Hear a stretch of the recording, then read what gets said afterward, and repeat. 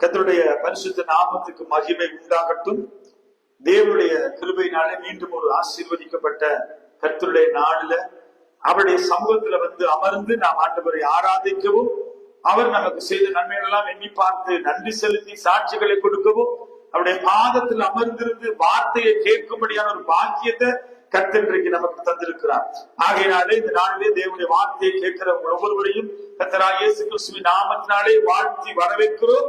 சபையில் அமர்ந்திருக்கிற உங்களையும், நேரலைகளிலே இந்த வார்த்தைகளை கேட்கிற உங்களையும் கர்த்தர் தாமே ஆசீர்வதிப்பாராக. இந்த நாளிலே நாம் செய்திக்கு ஆதாரமாக திருப்பிக் கொள்வோம். எரேமியா தீர்க்கதரிசி புத்தகம் 30வது அதிகாரம் அதனுடைய 17வது வசனம். அங்கே பழைய ஏற்பாட்டுல நாம் திருப்பிக் கொள்ளலாம். 914வது பக்கம், பேஜ் நம்பர் எரேமியா 30:17. நாம் வாசிக்க கேட்போம். அவர்கள் உன்னை விசாரிப்பற்ற சீயோன் என்று சொல்லி உனக்கு தள்ளுண்டவர் என்று பெயரிட்டபடியால் நான் உனக்கு ஆரோக்கியம் பண்ணி உன் காயங்களை ஆற்றுவேன் என்று கர்த்தர் சொல்கிறார். இங்கே வசனம் அழகா சொல்லுகிறது. அவர்கள் உன்னை விசாரிப்பாரற்ற சீயோன் என்று சொல்லி உனக்கு தள்ளுண்டவள் என்று பெயரிட்டபடியால் நான் உனக்கு ஆரோக்கியம் வர பண்ணி உன் காயங்களை ஆற்றுவேன் என்று கர்த்தர் சொல்லுகிறார். இந்த காலை வேளையில் ஆண்டவர் உங்களை பார்த்து சொல்லுகிறார், நான் உங்களுக்கு ஆரோக்கியம் வர பண்ணி, அது மாத்திரமல்ல, நான் உங்களை விசாரித்து உங்கள் காயங்களை ஆற்றுவேன் என்று கர்த்தர் சொல்லுகிறார். இந்த காலை வேளையில தேவ சமூகத்துல நிற்கிற நானும் நீங்களும் ஒருவேளை நம்முடைய உள்ளத்துல இப்படிப்பட்ட பாரத்தோடு இந்த வார்த்தையை கேட்கலாம். என்னை விசாரிப்பதற்கு இந்த பூமியில ஒருவருமே இல்லையே, இங்கே என்னை தேற்றுவதற்கு அல்லது என்னை விசாரிப்பதற்கு யாருமே எனக்கு இல்லை என்று சொல்லி எத்தனையோ இரவுகள் நம்முடைய வாழ்க்கையில நம்முடைய படுக்கையை கண்ணீர்னால் நம்ம நினைத்திருக்கலாம். நான் நம்பினவர்கள், என் சகோதர சகோதரிகள், என் குடும்பத்தார், அல்லது நான் நம்பின என் நண்பன், இப்படி பலர் என்னோடு கூட இருந்தார்களே, இன்றைக்கு எல்லாரும் என்னை விட்டு விலகி போய் ஒரு விசாரிப்பாரற்றவள் அல்லது விசாரிப்பாரற்ற ஒரு மனுஷனாய் இன்றைக்கு ஒருவேளை நானும் நீங்களும் இந்த இடத்துல அமர்ந்திருக்கலாம். இந்த வார்த்தையை கேட்கிற சகோதரனே சகோதரியே, ஒருவேளை எல்லாராலும் இது மறக்கப்பட்ட ஒரு சூழ்நிலையில, கைவிடப்பட்ட ஒரு சூழ்நிலையில, எல்லாமே முடிந்தது என்று சொல்லி நம்பிக்கையற்ற சூழ்நிலையில இந்த வார்த்தையை ஒருவேளை நீ வீடுகளில் இருந்து இந்த வசனத்தை கேட்கலாம். ஆண்டவராகிய தேவனாய் கர்த்தர் உங்களை பார்த்து சொல்லுகிறார், நீ உனக்கு நான் ஆரோக்கியம் வர பண்ணி, ஏதோ ஒரு இனம் தெரியாத காரியத்துல நீ பலவீனப்பட்டு அதைரியப்பட்டிருக்கலாம். ஏதோ ஒரு வியாதியினால, ஏதோ ஒரு சமாதானம் இல்லாத ஒரு சூழ்நிலைகள், பிள்ளைகளுடைய காரியங்கள் அல்லது குடும்ப சூழ்நிலைகள், வியாபாரத்துல அல்லது வருமானத்துல நம்பிக்கையற்ற ஒரு சூழ்நிலையில விசாரிப்பாரற்றவர்களாய் உங்களை தேடுவதற்கு அல்லது உங்களை விசாரித்து உங்களுக்கு உதவி செய்வதற்கு ஒரு மனிதனுமே இல்லை என்று சொல்லி ஒருவேளை நீங்க இந்த காலை வேளையில அப்படிப்பட்ட உணர்வோடு இந்த வசனத்தை நீங்க கேட்கலாம். ஆண்டவராக தேவன் உங்களை பார்த்து சொல்கிற ஒரே ஒரு காரியம் வாசிக்கலாம். தொடர்ந்து 1 பேதுரு 5வது அதிகாரம் அதனுடைய 7வது வசனம். 1 பேதுரு 5:7. அவர் உங்களை விசாரிக்கிறபடியால் உங்கள் கவலைகளை எல்லாம் அவர் மேல் வைத்து விடுங்கள். இங்கே பாருங்க, ஒருவேளை நாம சொல்லிக்கிட்டு இருக்கலாம், என்ன அந்த மனுஷன் விசாரிக்கல, என் தகப்பன் என்னை மறந்தார், என் தாய் என்னை மறந்தார்கள், நான் நம்பினவர்களை கைவிட்டார்கள், நான் எவ்வளவோ நம்பிக்கை மலை போல நம்பி இருந்த மனுஷன் என்னை விட்டு விலகி போனார்.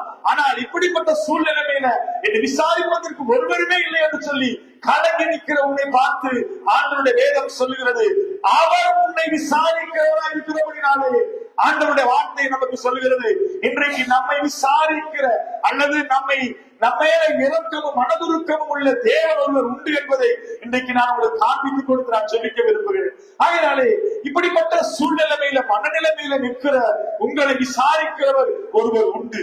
உங்களுக்காக தன் ஜீவனையை கொடுத்த ஒரு தேவன் உண்டு. வேதம் சொல்லுகிறது, தாய் உன்னை மறந்தாலும் நான் உன்னை மறந்து போவதில்லை, என்னை உள்ளங்கையில வரைந்திருக்கிறது சொன்ன தேவன், தாயின் கற்பத்துல உருவாவதற்கு முன்பதாகவே நான் உன்னை தெரிந்து கொண்டேன், நீ என்னுடையவன் என்னுடையவன் என்று சொல்லி வாக்குப்படின தெய்வம், நான் உன் வலது கரத்தை பிடித்திருக்கிறேன், பயப்படாது, துணை நிற்கும் என்று சொன்ன ஆண்டவர் உனக்கு துணையாக இருந்து உன்னை விசாரித்து உன்னை நடத்த ஒரு தேவன் உண்டு என்பதை இந்த நாளில் நீ அறிந்து கொள்ளும்படியாய் நான் வாஞ்சிக்கிறேன். ஆகையினாலே 1 பேதுரு 5:7 மிகவும் வேதம் தெளிவாய் சொல்லுகிறது, அவர் உங்களை விசாரிக்கிறவா இருக்கிறபடினாலே உங்கள் கவலைகள் எல்லாம் அவர் மேல வைத்து விடுங்கள். இன்றைக்கு கவலைப்பட்டு கலங்குறியா? ஏதோ ஒரு பாரத்தோடு வாழ்ந்து கொண்டிருக்கிறியா? ஏதோ ஒரு காரியத்தை குறித்து இது எப்படி ஆகும் என்று சொல்லி கண்ணீரோடு வேதனையோடு எதிர்பார்ப்பற்ற நம்பிக்கையற்ற சூழ்நிலையில எல்லாமே முடிந்தது என்கிற ஒரு நினைவோடு கூட இதனாலே வாழ்ந்து கொண்டிருக்கிற மகளே, மகனே, ஆண்டவராகிய தேவன் உங்களை பார்த்து சொல்லுகிறார், அவங்க உங்களை விசாரிப்பதற்கு ஒரு தேவன் உண்டு. உங்கள் மேல அக்கறை உள்ள, கரிசனை உள்ள, உங்கள் மேல இரக்கம் உள்ள, மனதுருக்கம் உள்ள, உங்களுக்காக தன் ஜீவனையை கொடுத்த கல்வாரியிலே தன் பாவங்களுக்காக, நம்முடைய அக்கிரமங்களுக்காக அடிக்கப்பட்ட ஒரு தேவன் உண்டு என்பதை நான் உங்களுக்கு காண்பித்து கொடுத்து நான் செபிக்க விரும்புகிறேன். தொடர்ந்து வாசிக்கலாம். பிலிப்பியர் 4வது அதிகாரம் 6வது வசனம். நீங்கள் ஒன்றுக்கும் கவலைப்படாமல் எல்லாவற்றையும் குறித்து நீங்கள் விண்ணப்பத்தோடும் ஸ்தோத்திரத்தோடும்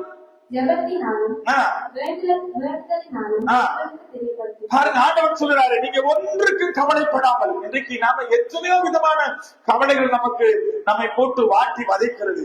நாளைய நாளை குறித்து கவலைப்படுகிறோம், அடுத்த மாதத்தை குறித்து கவலைப்படுகிறோம்.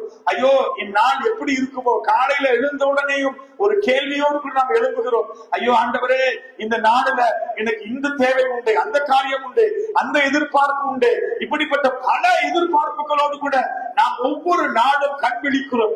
ஆனா நம்முடைய கவலையும் நம்முடைய வேதனையும் ஒரு நாளும் நம்மை அது ஆறுதல் படுத்தாது. ஆகையினாலே வேதம் சொல்லுகிறது, நீங்கள் ஒன்றுக்கும் கவலைப்படாமல் எல்லாவற்றையும் குறித்து, எதெல்லாம் குறித்து நீங்க கவலைப்பட்டு கலங்கி நிற்கிறீங்களோ எல்லாவற்றையும் கர்த்தருக்கு தெரியப்படுத்துங்கள். எதனால தெரியப்படுத்துங்கன்னா, ஸ்தோத்திரத்தோடு கூடிய ஜெபத்தினால.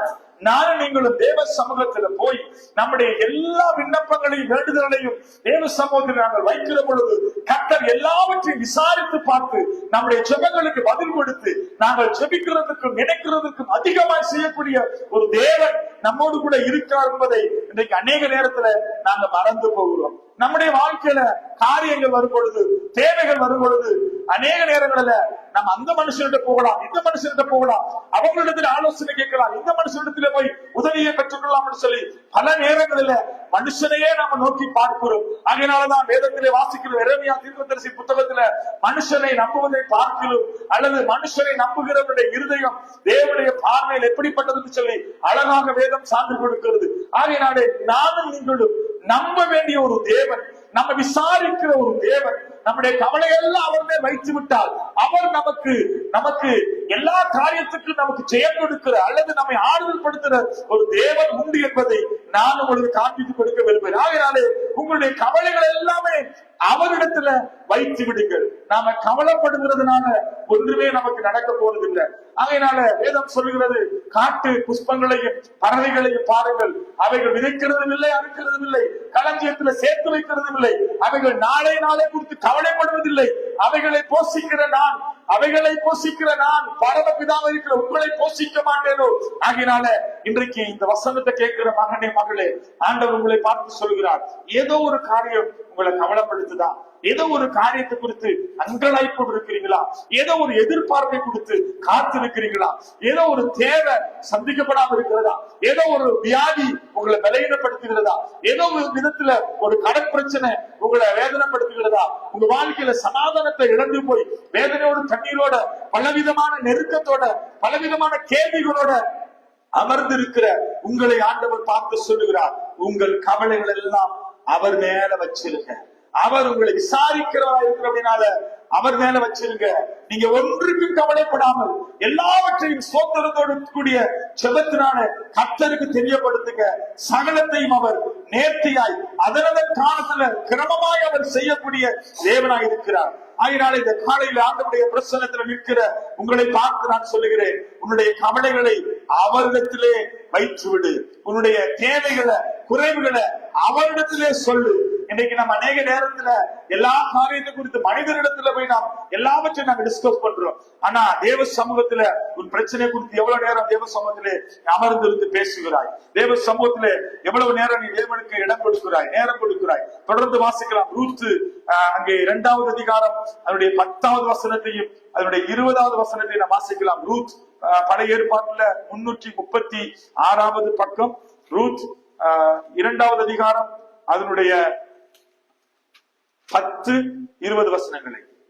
அப்பொழுது அவள் தரையில் முகக்குப்புற விழுந்து வணங்கி, நான் அந்நிய தேசத்தாராய் இருக்க நீர் என்னை விசாரிக்கும்படி எனக்கு எதினாலே உம்முடைய கண்களில் தயவு கிடைத்தது என்றார். இங்கே தொடர்ந்து நம்ம 20வது வசனத்தை திரும்ப இதுக்கு பின்பதாக வாசிக்கலாம்.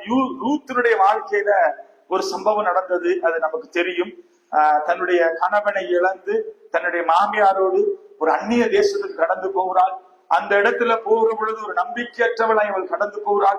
அந்த தேசத்தார் அவளை ஏற்றுக்கொள்வார்களா ஏற்றுக்கொள்ள மாட்டார்களா, நான் ஒரு அந்நிய ஸ்திரியா இருக்கிறேன் என்று சொல்லி பலவிதமான கேள்விகளோடு கூட அங்கே போகிற பொழுது அங்கே பாருங்க, அவள் போய் அங்கே ஒரு காரியத்தை அங்கே செய்கிறார். என்னவென்றால், ரூத் போவாசை பார்த்து சொல்லுற ஒரு காரியம். போவாசை பார்த்து, நீர் என்னை விசாரிக்கிறது எதினாலே, உம்முடைய கண்களிலே எனக்கு எதினால தயவு கிடைத்தது என்று சொல்லி அவள் அங்கே போவாசை பார்த்து கேட்கிற பொழுது அங்கே வேதம் அழகாய் சொல்லுது. அப்பொழுது அவள் தரையிலே முகங்குப்புற விழுந்து வணங்கி, பாருங்க, ஒரு மனுஷனை வணங்கி அவள் அங்கே கேட்கிறாள், நான் அந்நிய தேசத்தாய் இருக்க நீர் என்னை விசாரிக்கும்படி எனக்கு எதினாலே உடைய கண்களிலே தயவு கிடைத்தது என்றார். இந்த பகுதியில வேற ஒரு செய்தி இருக்கிறது, இதோட நான் உங்களை கூட இணைத்து பேச முடியாது. போவாசை குறித்து வேதம் ஒரு ஆண்டவராய் இயேசு கிறிஸ்துவுக்கு அடையாளப்படுத்தி வேதம் பேசுகிறது. ஆகையினாலே போவாசை பார்த்து அவள் அங்கே வணங்கி ஒரு மனுஷனிடத்துல போய் கேட்கிறாள், பாருங்க, எதனால எனக்கு உங்களுடைய கண்கள்ல தயவு கிடைத்தது. பாருங்க, கடவுளை அறியாத ஒருத்தி, அது மாத்திரமல்ல ஒரு அந்நிய தேசத்தால் ஒரு விதவை, நம்பிக்கையற்ற சூழ்நிலையில எல்லாவற்றையும் இழந்து என்னை ஏற்றுக்கொள்வார்களா ஏற்றுக்கொள்ள மாட்டார்களா என்கிற பலவிதமான கேள்விகளோடு கூட ஒரு தேசத்துக்கு அவள் கடந்து போகிறாள். அங்கே போன பொழுது அவளை அங்கே அவர்கள் ஏற்றுக்கொண்டு அவர்களை விசாரித்து அவர்கள் கண்களில அவளுக்கு தயவை ஆண்டவர் உண்டு பண்ணினார் என்று சொல்லி வேதம் சொல்லுகிறது. ஆண்டவர் உங்களை பார்த்து கேட்கிறார், ஒருவேளை நீ அந்நிய ஜாதியில இருந்து அல்ல அந்நிய மதத்தில இருந்து நீ இந்த வசனத்தை கேட்டுக்கொண்டிருக்கலாம். ஆண்டவர் சொல்லுகிறார், அந்நிய புற ஜாதிகளுக்கும் என்னிடத்திலே ஆடுகள் உண்டு, அவர்களும் என் தொல்வத்துக்களை வருவார்கள், நான் அவர்கள் தேவனாயிருப்பேன், அவர்கள் ஜனமாயிருப்பார்கள். ஒருவேளை ஆண்டவர் அறியாத ஒரு சகோதரனாய் சகோதரியாய் இந்த வசனத்தை நீ கேட்கலாம். ஆண்டவர் ரூத்துக்கு அந்த கண்கள்ல தயவு பாராட்டின தேவன் உனக்கும் தயவு செய்வார், உனக்கும் அந்த கண்களை தயவு உண்டு பண்ணுவார். அதே அதிகாரத்துல 20வது வசனத்தை நான் வாசிக்கிற பொழுது இங்க பார்க்கிறோம், அப்பொழுது நகோமி தன் மருமகளை பார்த்து, உயிரோடு இருக்கிறவர்களுக்கும் மரித்தவர்களுக்கும் தயவு செய்கிற கர்த்தராலே அவன் ஆசீர்வதிக்கப்படுவானாக என்றார். பாருங்க, இந்த மனுஷன் எனக்கு தயவு செய்தாரு, அந்த மனுஷன் கண்கள்ல எனக்கு தயவு கிடைத்தது என்று சொல்லி போய் அங்கே ரூத் போய் தன்னுடைய மாமியார் இடத்துல சொல்லுகிற பொழுது மாமியார் அங்க அந்த மனுஷனை எவ்வளவு அழகா அங்கே ஆசீர்வதிக்கிறார் சொல்லி பாருங்க. அப்பொழுது நகோமி தன் மருமகளை பார்த்து என்ன அழகா சொல்றாங்க பாருங்க, உயிரோடு இருக்கிறவர்களுக்கும் மரித்தவர்களுக்கும் தயவு செய்கிற கர்த்தராலே அவன் ஆசீர்வதிக்கப்படுவானாக என்றார். பின்னும் நகோமி அவளை பார்த்து, அந்த மனுஷன் நமக்கு நெருங்கின உறவு முறையானும் நம்மை ஆதரிக்கிற சுதந்திரவாளிகளில் ஒருவனுமாய் இருக்கிறான். பாருங்க, இப்படிப்பட்ட சூழ்நிலையில நீங்க ஒருவேளை புறஜாதியா இருக்கலாம், தேவனை அறியாதவர்களா இருக்கலாம், கர்த்தரை அறிந்து கொள்ளாத ஒரு சகோதரனா சகோதரியா இருக்கலாம், பல விதத்துல நம்பிக்கையற்ற சூழ்நிலையில இந்த வசனத்தை நீங்க கேட்கலாம். ஆனா ஆண்டவர் சொல்றாரு என்னன்னா, நான் உன்னை விசாரிப்பேன், நான் உனக்கு கண்கள்ல ஒரு தயவு உண்டு பண்ணுவேன். அது மாத்திரமல்ல, ஆண்டவருடைய வேதம் சொல்லுகிறது, அவர் நமக்கு தயவு செய்கிற கர்த்தர் என்பதையும் நமக்கு நெருங்கின உறவுக்காரர் என்பதையும் நம்மை ஆதரிக்கிறவர் என்பதையும் நான் உங்களுக்கு காண்பித்து கொடுத்து ஜெபிக்க விரும்புகிறேன். நான் சொல்லுகிற இந்த தேவன் யாருன்னா, அவர் நமக்கு தயவு செய்கிறவர், நம்மை விசாரிக்கிறவர். நம்முடைய பாரத்தெல்லாம் அவர் மேல வச்சுட்டா நம்ம பாரத்தெல்லாம் சுமந்து தீர்க்க கூடாதபடி இருக்கிற பலவீனங்கள் எல்லாம் நமக்கு மாற்றி நம்முடைய எல்லா பாரத்தை நீக்கி நமக்கு அவர் தயவு செய்கிற தேவன். அது மாத்திரமல்ல, அவர் நமக்கு நெருங்கின உறவுக்காரர். அங்க போய் ரூத்து போய் நகோமின்னு சொல்லப்படுது. நகோமி சொல்றார், யாருக்கு தெரியுமா அந்த மனுஷன் ஆசீர்வாதமா இருக்கணும். பாரு, நம்ம வந்திருக்கிறோம், நீ ஒரு அந்நிய தேசத்தால் ஒரு நம்பிக்கையற்றவளா நீ வந்திருக்கிற, நம்ம உன்னை ஏற்றுக்கொள்வார்களோ ஏற்றுக்கொள்ள மாட்டோம் நம்பிக்கையற்ற நாங்க வந்தோம். நீ ஒரு அந்நிய தேசத்தை சேர்ந்தவர். ஆனாலும் கர்த்தர் என்ன செய்திருக்காருன்னா ரூத்துக்கு அங்கே போவாசுடைய கண்களில தயவு உண்டு பண்ணினார். இன்னைக்கு உங்களுக்கு தயவு உண்டு பண்ணும்படி கர்த்தர் ஒரு மனிதனை வைத்திருக்கிறார். தேவனாய கர்த்தரால செய்யக்கூடாத காரியம் ஒன்றும் இல்லை. பாருங்க, அழகா நவோமி சொல்றா, அந்த மனுஷன் யாரு தெரியுமா? அந்த மனுஷன் நமக்கு தயவு செய்கிற கர்த்தர். கடவுளை போல நமக்கு தயவு பண்ணிருக்கிறாரு. அது மட்டும் இல்ல, நமக்கு நெருங்கின உறவுக்காரர். யார் அந்த நெருங்கின உறவுக்காரர்? அவர் சொல்றாரு, நான் உன்னை அழைச்சிருக்கிறேன். எப்படி அழைச்சிருக்கிறேன்னா, அப்பா பிதாவை கூப்பிடத்தக்க புத்திர ஸ்ரீகாரத்தை நான் உனக்கு கொடுத்திருக்கிறேன். சொல்றாரு, நான் உன்னுடைய தகப்பன், நான் உன்னுடைய உறவுக்காரன், நெருங்கின உறவுக்காரர் சொல்லி அங்கே அந்த வார்த்தைகள் நமக்கு சான்று கொடுக்கிறது. ஆகையினாலே நம்மை ஆதரிக்கிற தேவன், ஒருவேளை நம்மை ஆதரிப்பதற்கு அல்லது ஒருவேளை நம்மை விசாரிப்பதற்கு ஒருவரும் இல்லை என்று சொல்லி ஒருவேளை கவலைப்பட்டு கலங்கி நிற்கிறீங்களா? இன்றைக்கு நான் சொல்லுகிற இந்த தேவன் உங்களுக்கு தயவு செய்வார். அவர் உங்களுக்கு நெருங்கின ஒரு தகப்பனை போல, ஒரு சகோதரனை போல, தாயை போல உங்களை நேசிக்கிற ஒரு தேவன். அது மட்டுமில்ல, அவர் உங்களை ஆதரிக்கிற தேவன் என்று சொல்லி நான் உங்களுக்கு காண்பித்துக் கொடுத்து நான் சொல்லிக்க விரும்புகிறேன். ஆகையினாலே உன்னை ஆதரிக்கிறவர், உன்னை விசாரிக்கிறவர். மனுஷன் விசாரிக்கல, மனுஷன் என்ன தேடல, மனுஷன் என்ன கைவிட்டுட்டான், அவங்க என்ன வேதனைப்படுத்திட்டாங்க, அவங்க என்ன தூக்கி வீசிட்டாங்க. இந்த மனுஷனால நான் வேதனைப்படுத்தப்பட்டேன், இந்த மனுஷியால நான் துக்கப்படுத்தப்பட்டேன். என் சகோதரி, என் சகோதரன் என்னை தேடல, என்னை விசாரிக்கல, நம்பின என் தகப்பனும் தாயும் என்னை கைவிட்டார்கள், என் வாழ்க்கையில எல்லாவற்றையும் இழந்து போயிருக்கணும்னு சொல்லி கவலைப்படுறியா? நான் உனக்கு காண்பித்து கொடுக்கிற தேவன் யாரு தெரியுமா? உனக்கு தயவு செய்கிறார், உனக்கு நெருங்கின உறவுக்காரர், நம்மை ஆதரிக்கிற ஒரு தேவன். அதனால மனுஷன் விசாரிக்கிறன்னு சொல்லி கவலைப்பட்டு கலங்காத. ஏன்னா மனுஷன் உன்னை பார்க்க வந்தா, உன்னை விசாரிச்சா, நீ ஆசைப்படுற என் அண்ணன் வந்து பார்க்கணும், என் தம்பி வந்து பார்க்கணும், அல்லது என் தாய் என்னை விசாரிக்கணும், என் உறவுக்கார சொந்தக்காரன் எனக்கு உதவி செய்யணும் சொல்லி நம்புறியா? அப்படி ஆசைப்படுறியா? அவங்க வந்து பார்த்தா அவன் வாழ்க்கையில் என்ன நடக்கும்ன்றது வேதம் எழுதி வச்சிருக்கு. வாசிக்கலாம். சங்கீதம் 41வது அதிகாரம் அதனுடைய 6வது வசனம். அழகா அந்த வார்த்தைகள் சொல்கிறது. சங்கீதம் 41:6. ஒருவன் என்னை பார்க்க வந்தால் வஞ்சனையாய் பேசுகிறான். அவன் தன் இருதயத்தில் அக்கிரமத்தை சேகரித்துக் கொண்டு தெருவிலே போய் அதை தூற்றுகிறான். ஒருத்தன் நீ பார்க்க வரலன்னு கவலைப்படுறியா? அவன் வந்தா என்ன தெரியுமா செய்வான்? உன்னத்துல வந்து வஞ்சனையாய் பேசுவான். உன்னிடத்துல இருக்கிற ரகசியத்தெல்லாம் எடுத்துட்டு போய் தெருவுல தூற்றுவான், உன்னை வேதனைப்படுத்துவான், உன்னை துக்கப்படுத்துவான். அவனுடைய ஆதரவுக்காக நீ அவனை எதிர்பார்க்கிற. ஆனா வேதம் சொல்கிறது, யார் தெரியுமா உனக்கு சத்துரு? யார் தெரியுமா உனக்கு சத்துருன்னு வேதம் சொல்கிறது? உன் வீட்டார் தான் உனக்கு சத்துருன்னு வேதம் சொல்லுது. ஆகையினால நீ ஒரு வேலை அவங்க பார்க்கல, இவங்க பார்க்கல, இவங்க விசாரிக்கல, அவங்க விசாரிக்கல, எங்க அண்ணன் மறந்துட்டாரு, தங்கச்சி மறந்துட்டாங்க, எங்க அப்பா மறந்துட்டாரு, என் கணவன் மனைவி என்னை மறந்துட்டாங்க, பிள்ளைகள் என்ன மறந்துட்டாங்க, நான் ஒரு தனி மனுஷனா நிக்கிறேன்னு சொல்லி கவலைப்பட்டு கலங்கி இருக்கிறியா? ஆண்டவர் சொல்றாரு, மகளே மகனே, நான் உன்னை விசாரிக்கிற தேவன், நான் உனக்கு ஆறுதல் செய்கிற தேவன், நான் உனக்கு நெருங்கின உறவுக்காரன், நான் உன்னோட கூட இருப்பேன். ஆகையினால மனுஷன் விசாரிக்கலன்னு சொல்லி நீ கவலைப்படாத.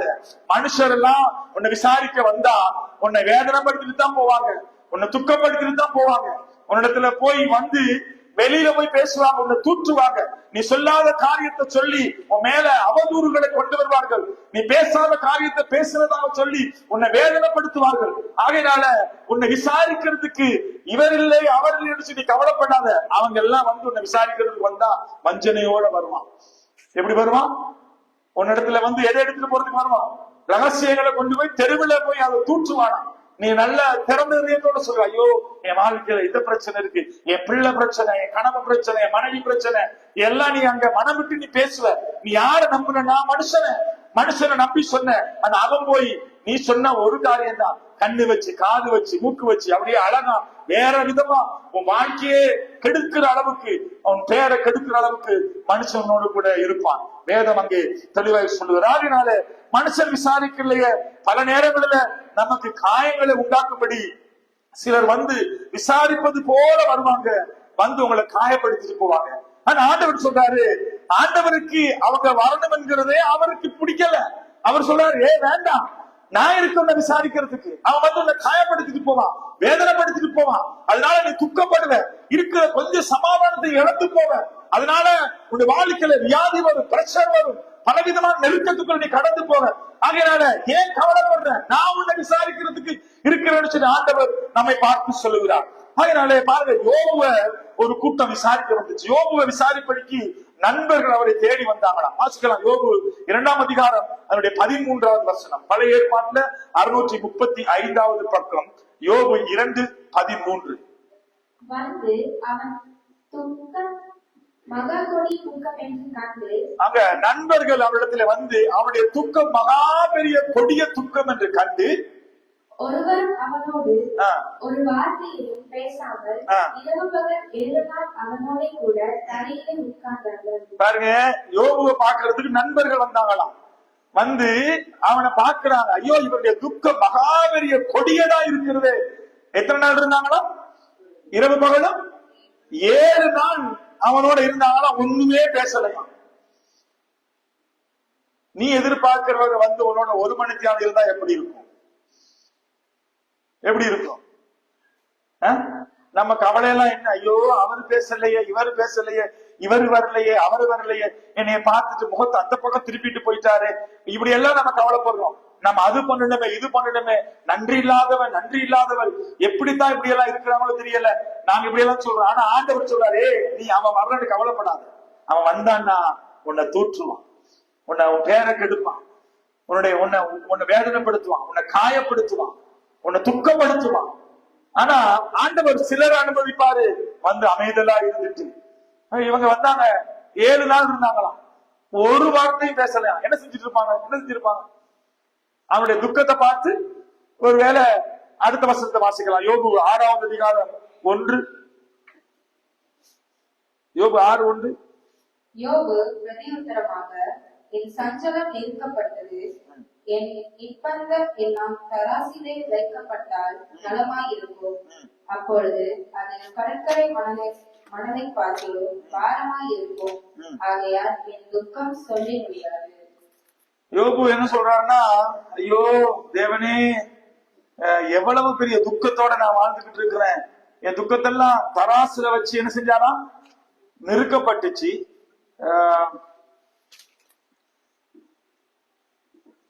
யோபு பிரதி உத்தரமா, என் சஞ்சலம் நெருக்கப்பட்டு என் நிர்பந்தம் எல்லாமே தராசில வைக்கப்பட்டால் நலமா இருக்கும். என்ன சொல்றாருன்னா, ஐயோ, என் பாரத்தெல்லாம் யாராவது நிறுத்து பார்த்து சொன்னா எவ்வளவு நல்லா இருக்கும். ஏன்னா அந்த அளவுக்கு பாரம், சுமக்க முடியாத அளவுக்கு பாரம். ஐயோ, யாராவது என் பாரத்தை சுமப்பாங்களா? சிலர் நம்ம எப்படி சொல்லுவோம்னா, ஐயோ பாரத்தெல்லாம் நம்மளால சுமக்க முடியாது, யாராவது ஒருத்தர் நம்ம சொல்லிட்டோம்னா என்னவா, பாரத்தை இறக்கி வச்ச மாதிரி இருக்கு, நம்ம சொல்றதுக்கு ஆள் தேடுவோம் இல்லையா? கூப்பிட்டு உட்கார வச்சு எல்லா ஒப்பசையும் சொல்லுவோம். ரைட், நம்மளதையும் சொல்லி அடுத்த வீட்டுக்காரனையும் சேர்த்து சொல்லுவோம், தெரியுமா? அதே சேர்த்து சொல்லுவோம். ஆனா இங்க வேதம் என்ன சொல்லுதுன்னா, இப்படிப்பட்ட எல்லா பாரத்தையும் தராசுல வச்சு நிறுத்தி பார்த்தா நலமா இருக்கும் என்று சொல்லியது. அப்பொழுது அது கடற்கரை மணலை பார்க்கிலும் பாரமா இருக்குமா. ஆகையால் என் துக்கம் சொல்லி முடியாதது. இன்னைக்கு உன் துக்கம் எப்படி இருக்குதுன்னா, கடற்கரை மணலை பார்க்கிலும் பாரமா இருக்கு. அவ்வளவு பெரிய துக்கம், அதை சொல்லி முடியாதது.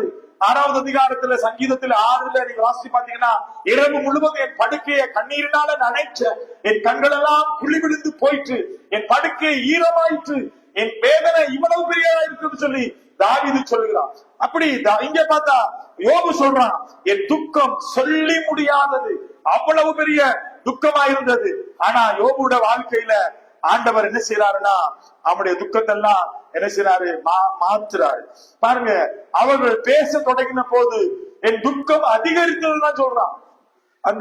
அதனுடைய 1-2 வசனங்களை கொஞ்சம் மேல கீழே வாசிக்கலாம். எல்லா வசனத்தையும் கொஞ்சம் மேலே கீழே வாசிக்கணும்.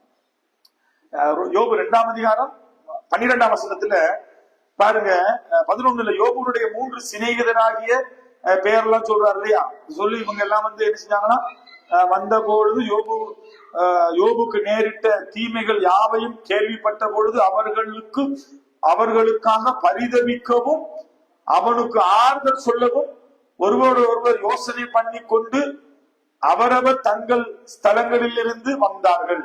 அவர்கள் தூரத்திலே வருகையிலே தங்கள் கண்களை ஏறெடுத்து பார்த்தபோது அவனை உரு தெரியாமல் சத்தமிட்டு அழுது அவரவர் தங்கள் சால்வையை கிழித்து வானத்தை பார்த்து தங்கள் தலைகளின் மேல் புழுதியை தூற்றிக்கொண்டு வந்து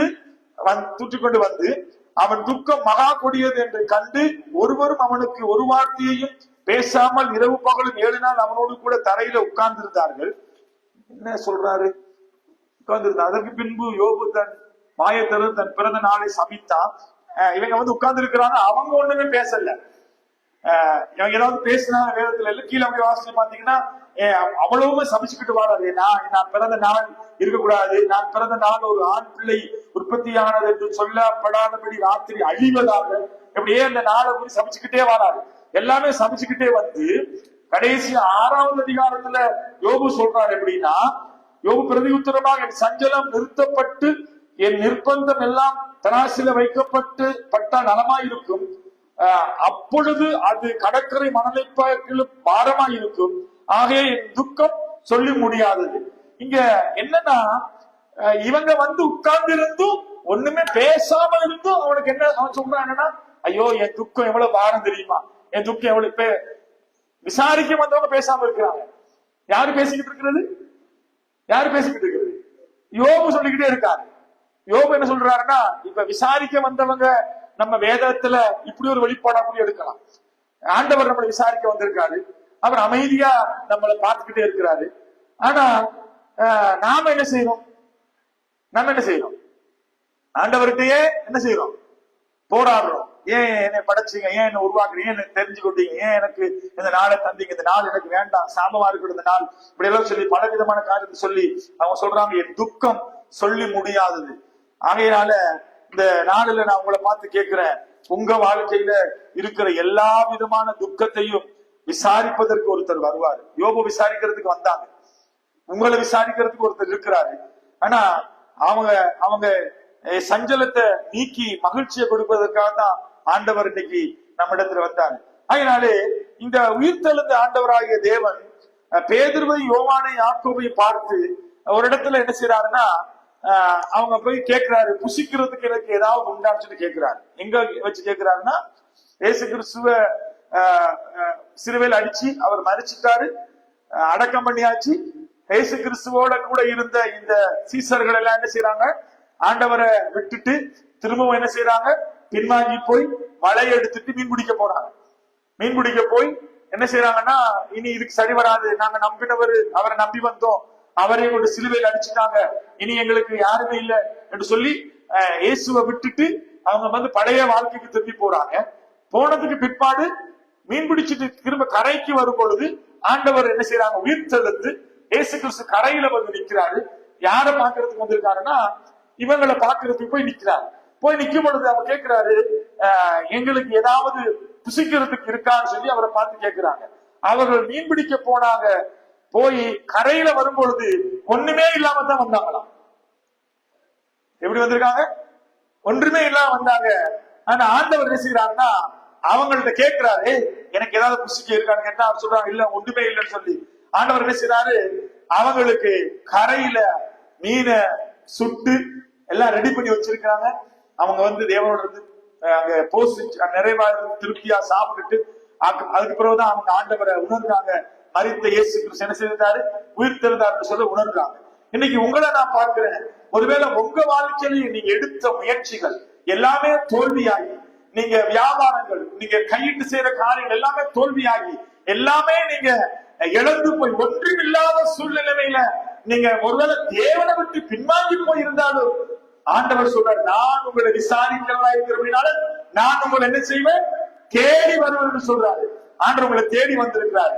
ஆகையினாலே அவர் உங்களை விசாரிப்பது நம்முடைய தேவைகளை சந்திப்பதற்காக அவர் நம்மை விசாரிக்க வருகிறார்.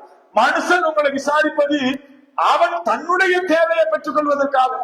மனுஷன் உங்களிடத்துல வந்தா என்ன சொல்லுவான், விசாரிச்சுட்டு கடைசி என்ன சொல்லிட்டு போவான், அவர் கொடுத்த ஆறுதலுக்கு நீங்க என்ன கொடுக்கணும், சன்மானம் கொடுக்கணும். உங்களை வந்து விசாரிச்சதுக்கு என்ன கொடுக்கணும், அவருக்கு நீங்க சன்மானம் கொடுக்க வேண்டியிருக்குது. ஆனா மனுஷன் வந்தாருன்னா உங்களுக்கு செலவு.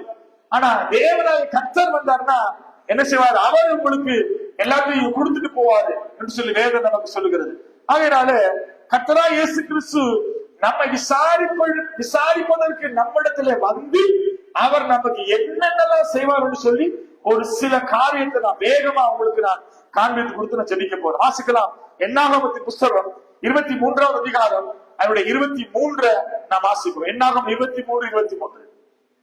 யாக்கோபுக்கு விரோதமான மந்திரவாதம் இல்லை, இஸ்ரவேலுக்கு விரோதமான குறி சொல்லுதலும் இல்லை. தேவன் என்னென்ன செய்தார் என்று கொஞ்ச காலத்திலே யாக்கோபையும் இஸ்ரவேலையும் குறித்து சொல்லப்படும்.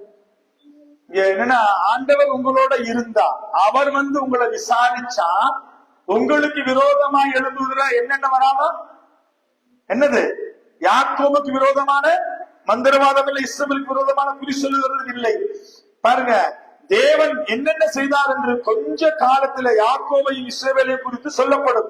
கர்த்தர் உங்களோடு இருந்தா, அவர் உங்களை விசாரித்து நடத்தினா, உங்க வாழ்க்கையில சத்துரு கொண்டு வருகிற எல்லா காரியத்திலும் இருந்து நீங்க பாதுகாக்கப்படுவீங்க. நீங்க உங்களுக்கு விரோதமா ஒரு மனுஷன் எழுபட்டு பில்லு சூனிய மாதிரிய கட்டுக்களை கர்த்தர் உடைப்பார். அவர்களோடு கூட இருந்து உங்களுக்காக யுத்தம் பண்ணுவார்.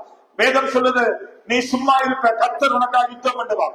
அப்ப கர்த்தர் உன்னோட இருந்தா, அவர் உனக்கு விசாரிப்பதற்கு நீ இடம் கொடுத்தா, அவர் உனக்கு ஆறுதலா வந்தா, அவர் உன்னை விசாரிக்கிற தேவனா இருந்தா, உன்னோட கூட இருந்து பெரிய காரியங்களை செய்வார். தானியேல் 6வது அதிகாரம் 25-27 வசனங்களை வாசிக்கலாம். 25. பின்பு ராஜாவாகிய தரியு தேசமெங்கும் குடியிருக்கிற எல்லா ஜனங்களுக்கும் ஜாதியாய் இருக்கும் பாஷைக்காரருக்கு எழுதினது என்னவென்றால், உங்களுக்கு சமாதானம் பெருக கடுவது.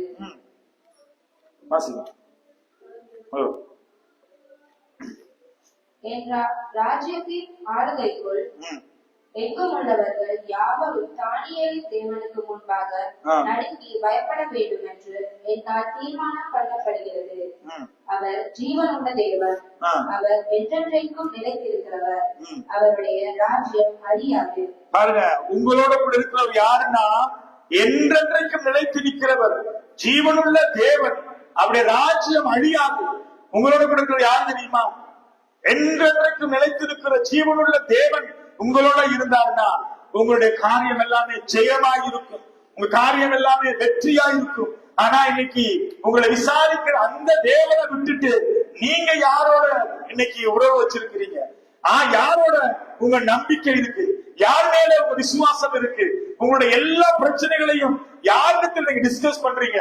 இங்க தானியேல் சொல்றாரு, ஜீவனுள்ள தேவன், அவர் தான் என்னை விசாரிக்கிறவர்.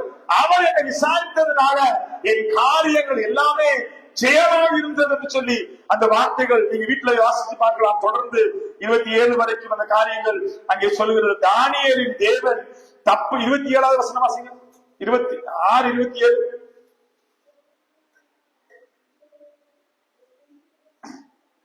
தானியேலை சிங்கங்களின் கைக்கு தப்புவித்த அவரே தப்புவிக்கிறவரும் ரட்சிக்கிறவரும், வானத்திலும் பூமியிலும் அடையாளங்களையும் அற்புதங்களையும் செய்வராக இருக்கிறார் என்று எழுதினேன். பாருங்க, சிங்கத்தின் வாய்க்கு தப்புவித்த தேவன் யார்? உங்களை விசாரிக்கிறவனா?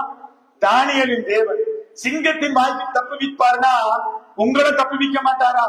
உங்க பிரச்சனை உங்களை வெளியே கொண்டு வர மாட்டாரா? எதெல்லாம் குறிச்சு கவலைப்பட்டு இருக்கிறீங்க? இதெல்லாம் அவருக்கு லேசானது. தொடர்ந்து வாசிக்கலாம் வேகமா. ஏசாயா 46-23. ஏசாயா தீர்க்கதரிசி புத்தகம் 49வது அதிகாரம் 23வது வசனம். ராஜாக்கள் உன்னை வளர்க்கும் தந்தைகளுக்கும் அவர்களுடைய நாயகிகள் உன் கைத்தாய்களுக்குமாயிருப்பார்கள். தலையிலே முகக்குப்பர விழுந்து உன்னை பணிந்து உன் கால்களின் தூளை நக்குவார்கள். நீ தேவனோட சரியா இருந்தீங்கன்னா ஆண்டவர் சொல்றாரு, ராஜாக்கள் வந்து உன் காலில் விழுவாங்களாம், உன்னை பணிந்து குனிந்து உன்னை வணங்குவாங்களாம், தரையில விழுந்து உன் காலில் தூசியே நக்குவார்களாம். ஆனா இன்னைக்கு நாங்க எப்படி இருக்கிறோம்? யாரோட இருக்கிறோம்? நீ கர்த்தரை நம்பினா, கர்த்தர் மேல விசுவாசமா இருந்தீனா, கர்த்தர் உன்னை விசாரிக்கிறவர் சொல்லி அறிந்து அவர் மேல நம்பிக்கையா இருந்தீனா, ஆண்டவர் உன்னை இப்படிப்பட்ட காரியத்தினால் உன்னை உயர்த்தி ஆசீர்வதிப்பார். சங்கீதம் 37:10. சங்கீதம் 37:10.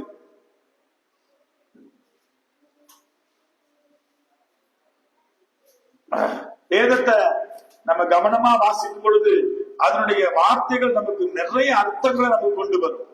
அதனால இன்னைக்கு 37:10 இன்னும் கொஞ்ச நேரம்தான், அப்பொழுது துன்மார்க்கன் இரான் அவன் ஸ்தானத்தை உற்று விசாரியாமல் அவன் இல்லை. இங்கே பார்க்கலாம், இன்னும் கொஞ்ச நேரம் தான், அப்போது துன்மார்க்கன் இரான். மேலவசு கொள்ளாதவர்கள் அறுப்புண்டு போவார்கள், கர்த்தருக்கு காத்திருக்கிறவர்களோ பூமியை சுதந்திரித்துக் கொள்வார்கள். கீழே சொல்லுது துன்மார்க்கர் அறுப்புண்டு போவார்.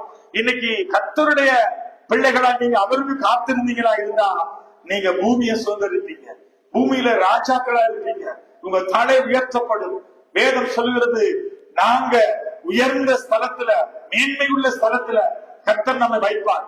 ராஜாக்கள் உள்ளத்துல நடந்து வருவார்கள், வெள்ளி பொண்ணு உன்னை தேடி வரும், பூமியில உயர்ந்த ஸ்தானத்துல கர்த்தர் உன்னை வைப்பார். ஆகையினால இன்றைக்கு நம்ம ஏன் இன்னைக்கு பூமியில இவ்வளவு வேதனையோட கவலையோட கண்ணீரோட வாழ்ந்துகிட்டு இருக்கிறோம்னா நம்ம கர்த்தரோட இல்லாததுனால, தேவனை அவர் நம்ம மேல விசாரிக்கிறவங்க விசுவாசிக்காதனால நாம் இன்னைக்கு அப்படி வாழ்ந்துகிட்டு இருக்கிறோம். தொடர்ந்து வாசிக்கலாம். 1 பேதுரு 5:6. ஆகையால் ஏற்ற காலத்திலே தேவன் உங்களை உயர்த்தும் படிக்கும் அவருடைய பலத்த கைக்குள் அடங்கி இருங்கள். தொடர்ந்து அவர் உங்களை விசாரிக்கிறவரானபடியால் உங்கள் கவலைகளை எல்லாம் அவர் மேல் வைத்து விடுங்கள். பாருங்க, அழகா வேதம் சொல்லுகிறது, ஏற்ற காலத்துல தேவன் உங்களை உயர்த்தும்படி அவருடைய பலத்த கைக்குள்ள அடங்கி இருங்கள். நம்ம எத்தனை பேரு அவருடைய கரத்துல நாங்க அடங்கி இருக்கிறோம்? எத்தனை பேரு அவருடைய பாதத்துல நம்ம ஒப்பு கொடுத்து நம்முடைய கவலைகள் அவர் மேல வச்சிருக்கிறோம்? அப்படி நம்ம வச்சிருப்போமா இருந்தா தேவனாய் கர்த்தர் நம்ம என்ன செய்வாரா? நம்ம உயர்த்துவாராம்.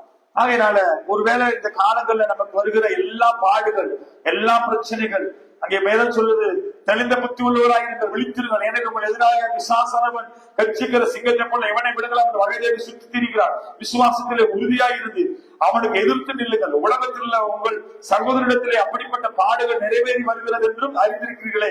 கிறிஸ்து இயேசுவுக்கு தம்மை தாமே நித்திய மகிமையும் அடைத்தவருமாய் இருக்கிற சகல கிருபையும் பொருந்திய தேவன் தாமே கொஞ்ச காலம் பாட அனுபவித்து நான் உங்களை சீர்படுத்தி சிறப்படுத்தி பலப்படுத்தி நிலைநிறுத்துவேன், அவருக்கே மகிமையும் வல்லமையும் சதாகாலமும் உண்டாவதாக உங்களுக்கு புத்தி சொல்லும்படி நீங்கள் நிலை கொண்டு நிற்கிற கிருபை தேவனுடைய மெய்யான கிருபை என்பதை சாட்சியிரும்படிக்கு நான் சுருக்கமாய் உங்களுக்கு எழுதுகிறது என்று பவுல் அழகா சொல்றாரு. இந்த காலத்துல இப்படிப்பட்ட எல்லா பிரச்சனைகளும் வரும். ஆகையினால ஆண்டவர் சொல்றாரு, பாடுகள் இருக்கும், வேதனைகள் இருக்கும், போராட்டங்கள் இருக்கும். சொல்றாரு வேதத்துல, கொஞ்ச காலத்தைகள் பாட அனுபவித்து நான் உங்களை சீர்படுத்தி சிறப்படுத்தி பலப்படுத்தி நிலைநிறுத்துவேன், தலையை உயர்த்துவேன் என்று சொல்கிறார். அப்ப உங்களை விசாரிக்கிறவங்க யாருன்னா, இந்த பாடுகள் கொஞ்ச காலம் இருக்கும், போராட்டங்கள் இருக்கும். நம்ம விழுந்து போய் சோர்ந்து போய் நம்ம இன்னைக்கு அதுல நம்ம தோற்று போனவர்களா இல்லாம கர்த்தர் நமக்கு உயர்ந்த மேன்மையை நமக்கு தருவார். இதெல்லாம் தேவன் நமக்கு கொடுத்த வாக்கு தத்துவம். இது எல்லாத்தையும் அவர் நிறைவேற்றுவார். வாக்கு தத்துவம் உண்மை. 23:19 வாசிக்கலாம். என்னாகமும் 23:19. பொய் சொல்ல தேவன் ஒரு மனிதன் அல்ல, மனம் மாற அவர் ஒரு மனுபுத்திரனும் அல்ல, அவர் சொல்லியும் செய்யாதிருப்பாரா, அவர் வசனித்தும் நிறைவேற்றாதிருப்பாரா. ஆண்டவர் சொல்றாரு, நான் உன்னை விசாரிக்கிறேன், உன் கவலை எல்லாம் என் மேல வச்சிரு, நான் உன்னோடு கூட இருப்பேன். எத்தனையோ நூற்றுக்கணக்கான ஆயிரக்கணக்கான வாக்கு தத்தங்களை அவர் நம்மோடு செய்திருக்கிறாரு. நம்ம இன்னைக்கு எத்தனை பேர் அந்த வாக்கு தத்தத்தை நம்பி அதுல நாம நிற்கிறோம்? வாக்கு தத்தத்துல நம்ம வாழுகிறோம் நம்ம எத்தனை பேர்? ஆகையினாலே இன்னைக்கு ஒருவேளை வாக்கு தத்தம் பண்ணினவர் உண்மை உள்ளவர், அவர் பொய் சொல்ல மனுஷர் அல்ல, மனமாற மனபுத்திரன் அல்ல, சொன்னதை நிறைவேற்றக்கூடாத பலகீனமான தேவன் அல்ல, அவர் நேற்று இன்று என்று மாறாதவராக இருக்கிறார். அப்படிப்பட்ட தேவனை நீ நம்பி அவரை பிடிச்சுக்கிட்டீங்கன்னா உன் வாழ்க்கையில இருக்கிற எல்லா விலையினங்கள் தேவைகள் குறைவெல்லாம் தேவன் மாற்றுவார். கர்த்தர் செய்த காரியத்துக்கு நன்றி உள்ளவனாய் நாம் மாறும் பொழுது கர்த்தர் அவர் தன்னுடைய வாழ்க்கையில எல்லாவற்றிலும் அவர் உண்மை உள்ளவராய் இருப்பார். 2 நாளாகமும் 14வது அதிகாரம் அதனுடைய 11வது வசனத்தை நாம் வாசிக்க கேட்போம். 2 நாளாகமும் 14:11. ஆசாத்தன் தேவனாகிய கர்த்தரை நோக்கி கூப்பிட்டு, கர்த்தாவே, பலமுள்ளவர்களாகிலும் பலனற்றவர்களாகிலும் உதவுகிறது உமக்கு லேசான காரியம். ஆண்டவருக்கு பாருங்க, பலன் உள்ளவனுக்கும் பலன் இல்லாதவனுக்கும் உதவி செய்வது அவருக்கு லேசான காரியமா. உனக்குத்தான் கஷ்டம் எதுனா ஆண்டவரை தேடுறதும் அவரை நம்புறதும் விசுவாசிக்கிறதும் வார்த்தையில வாழ்றது உங்களுக்கு தான் கஷ்டம். ஆனா ஆண்டவர் சொல்றாரு எனக்கு அது லேசு. எதுனா நீ என்ன நம்பினா, என் மேல நீ விசுவாசம் வைத்தீனா, என்னுடைய வார்த்தையில நீ வளர ஒப்பு கொடுத்தீனா, ஆண்டவர் சொல்றாரு பலன் உள்ளவனுக்கும் பலன் இல்லாதவனுக்கும் உதவிகள் செய்வது அவருக்கு என்னதாவது லேசானது. ஆகையினால லேசான காரியம் கர்த்தருக்கு உனக்கு உதவி செய்வதற்கு, உங்களை உயர்த்துவதற்கு, உங்களை ஆசீர்வதிப்பதற்கு, உங்களை மேன்மைப்படுத்துவதற்கு, உங்களை கனப்படுத்துவதற்கு, உங்களை விசாரிப்பதற்கு, அல்லது உங்களுடைய குறைவை நிறைவை மாற்றுவதற்கு, உங்கள் கண்ணீரை துடைப்பதற்கு, துக்கத்தெல்லாம் மாற்றுவதற்கு, உங்கள் கடன் பிரச்சனை மாறுவதற்கு, அல்லது உங்களுடைய வியாதியிலிருந்து உங்களை விடுதலையாக்குவதற்கு, உங்களுடைய வாழ்க்கைக்கு தீராத பிரச்சனை, தீராத சமாதான குலைச்சல் இருந்து கர்த்தர் உங்களை விடுவிப்பதற்கு அவருக்கு அது லேசானது. அவர் சொல்கிறார் பலன் உள்ளவனுக்கும் பலன் இல்லாதவர்களுக்கும் உதவி செய்வது எனக்கு லேசானது. ஆனா நாங்க அந்த தேவனை எத்தனை பேர் நம்புறோம்? ஆகையினால நீ அவரை நம்பி இருந்தா, அவர்களை சார்ந்திருந்தா, அவர் சொல்றார் நான் உன்னை விசாரிக்கிறவா இருக்க அப்படின்னால உன் கவலைகள் எல்லாம் அவர் மேல வச்சு விடு. இன்றைக்கு நாங்க என்ன செய்யணும்னா கர்த்தரை நம்புறத பார்க்கிலும் மனுஷரை நம்புறோம். கர்த்தர சமூகத்துல போய் நம்முடைய பிரச்சனைகளை சொல்வதற்கு முன்பதாகவே நம்ம சுத்தி இருக்கிற மனுஷத்துல போய் சொல்லிடுவோம். அடுத்த வீட்டுக்காரங்க, சொந்தக்காரங்க எல்லா இடத்துல சொல்லி இந்த பிரச்சனை எல்லாம் நம்ம தலையில தூக்கி சுமந்து கொண்டு யோபு சொன்னது போல என் பாரத்தை நிறுத்து பாருங்க, கடற்கரை மணலை பார்க்கிலும் அது பாரமா இருக்கும். இன்னைக்கு உன் பிரச்சனை ஏன் இவ்வளவு பாரம்? லேசான இடத்துல போய் நீ நிக்கல். உதவி செய்வதற்கு லேசான ஒருத்தர் இருக்காது, உன்னை விசாரிக்கிற ஒரு தேவன் இருக்காது, உன் உறவுக்காரன், உன்னை விசாரிக்கிறவர், உனக்கான ஜீவனையை கொடுத்தவர், உன் மேல இறக்க மனதுருக்கம் உள்ள தேவன், அவர் நமக்கு தயவு செய்யவர் போதுமானவர் இருக்கிறாரு. அந்த தேவன் நம்மளை ஆதரிக்கிற தேவன் உண்டு. அவரை விட்டுட்டு நாம எங்க போய் இருக்கிறோம்னா நம்ம மேல பாரத்தையும் நமக்கு அவமானத்தையும் நம்மை போய் வெளியில போய் தூற்றுகிறவர்களோடையும் நமக்கு பிழையான வழியில் நடத்துகிறவர்களோடையும் தான் இன்னைக்கு நம்முடைய எல்லா காரியமும் இன்னைக்கு காணப்படுகிறது. ஆகையினால் ஆண்டவர் சொல்றாரு அவருக்கு லேசு உனக்கு உதவி செய்ய. இந்த எதெல்லாம் உனக்கு பாரம், ஐயோ எதெல்லாம் எனக்கு இது முடியல அது முடியல கலங்கி நிக்கிறியா, அதெல்லாமே அவருக்கு லேசானது. கர்த்தர் உன்னை ஆசீர்வதிக்க. ஆகையினால இந்த காலை வேளையில அவர் உங்களை விசாரிக்கிறவரா இருக்கிறபடினால உங்கள் கவலைகள் எல்லாம் அவர் மேல வச்சிருங்க. எதிர்காலத்தை அவர் மேல வச்சிருங்க. தேவ சித்தத்துக்கு ஒப்பு கொடுங்க. கர்த்தருடைய சித்தத்துக்கு மாத்திரம் உங்களை ஒப்பு கொடுங்க. ஏன்னா தேவ சித்தம் தான் நம்ம வாழ்க்கையில நிறைவேறணும். நம்ம மாமிசத்தில் எடுக்கிற நோக்கங்கள் திட்டங்கள் நமக்கு தோல்வியாய் அது உண்டாகும்.